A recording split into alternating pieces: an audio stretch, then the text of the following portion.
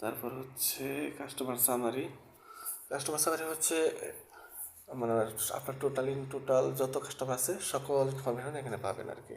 Total কত টাকা order, কত টাকা পেড, কত টাকা ডিউ আছে সব, ঠিক আছে। আমরা তাহলে এখান থেকে ফিল্টার করতে পারি, ডিটেলস অথবা ডাউনলোড করতে পারি, ঠিক আছে। এখান থেকে পেমেন্ট দিতে পারবো, আবার হিস্ট্রি নিতে পারবো, আবার চাইলে ভিউও দেখতে পারবো কাস্টমার। তারপরে হচ্ছে রিপোর্টস, কাস্টমার লেজার, ঠিক আছে। কাস্টমার লেজার হচ্ছে ইন্ডিভিজুয়াল যে কোনো একটা কাস্টমারের ফুল ডিটেলস আমরা দিতে পারি। যেমন হচ্ছে এই যে কাস্টমারটা এখানে সিলেক্ট করবো, তারপর এখান থেকে জেনারেট রিপোর্ট অথবা রেফারেন্স দিয়েও আমরা রিপোর্টটা দেখতে পারি। রিপোর্টটা দেখলে এখানে দেখবো যে এই কাস্টমারের শুরুতে কত টাকা ছিল, তারপর সে অর্ডার করছিল, এখন কত টাকা ডিউ আছে সব। ওকে, এখান থেকে আমরা প্রিন্টও করতে পারবো।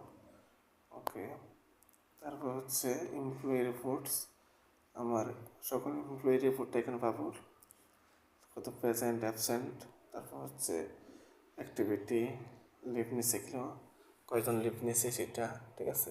আর ইন্ডিভিজুয়াল প্রত্যেকটা এমপ্লয়ির লিস্ট এখানে পাবো। আমরা চাইলে যে কোনো একটা এমপ্লয়ির ফুল ডিটেলস এখান থেকে পাবো। আচ্ছা,